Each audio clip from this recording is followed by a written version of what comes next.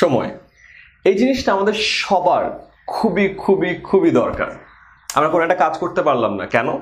সময় ছিল না। আমরা একটা পরীক্ষা খারাপ করলাম, কেন? পড়ার সময় পাইনি। আমরা কোনো একটা ডেডলাইন মিস করলাম, কেন? সময় ছিল না। বাট এই সময়ের ধারণাটা কিন্তু আমাদের এক একজনের মাথায় এক এক রকম। কেউ সকালে একটা কাজ যদি করে, তাহলে দুপুরের আগে সে অন্য কোনো কাজ করতে পারে না।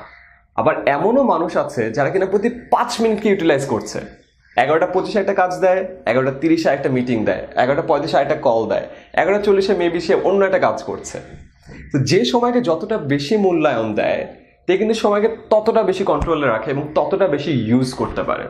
তো আমিও বেশ কিছুদিন ধরে চেষ্টা করছিলাম যে আমি আমার সময়কে কীভাবে অনেক বেশি কাজে লাগাতে পারি এবং আমার প্রোডাক্টিভিটি রেটটাকে বাড়িয়ে দিতে পারি। আমি অনেক ব্লগ পড়লাম, ভিডিও দেখলাম। সো একটা জিনিস খুবই কমন ছিল সবগুলো ব্লগে, সবগুলো ভিডিওতে। সেই টেকনিকটা আমি আজকে জানাতে যাচ্ছি। এটা খুবই খুবই খুবই সিম্পল।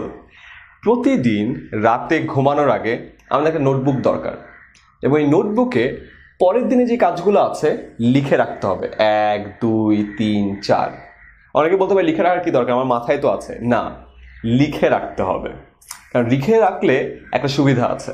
আমরা সবাই আমাদের ব্রেনকে একটু ওভার এস্টিমেট করি। আমরা ভাবি যে আমাদের জিনিসটা মনে থাকবে, আসলে কিন্তু মনে থাকে না।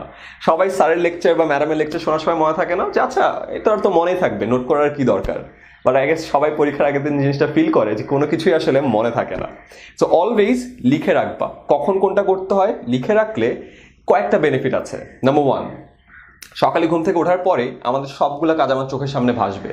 তো আজকে আমাদের দিনটা কেমন হবে আমি খুব সহজেই বুঝে যাচ্ছি। নাম্বার 2, আমাদের যখনই একটা কাজ শেষ হয় আমরা কাজটা কিন্তু কেটে ফেলবো। কাজ একটা করার পর যখন কেটে ফেলা হয়, এটা যে কি একটা আনন্দ পাওয়া যায় এটা আসলে বলে বোঝাবার নয়। অনেক সময় আমি কোনো একটা কাজ মেবি লিখতে ভুলে গিয়েছিলাম, তারপরও আমি করার আগে কাজটা আবার লিখে করার পর আবার কেটে দিই। কেন? বিকজ এই কাটার যে আনন্দটা আছে বা যে স্যাটিসফ্যাকশনটা আছে ওটা আমাকে নেক্সট কাজের জন্য ইন্সপায়ার করে। থার্ড, আই গেস এই হচ্ছে আমাদের সবার হয়।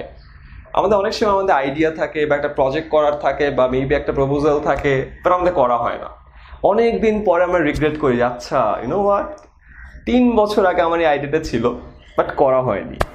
কিন্তু এখন যদি তোমার একটা কাজ লেখা থাকে, তুমি আজকে কাজটা করলা না, তুমি দেখতে পাচ্ছ যে কাজটা করা হয়নি। সো নেক্সট দিনের নোটে আবার কাজটা চলে যায়।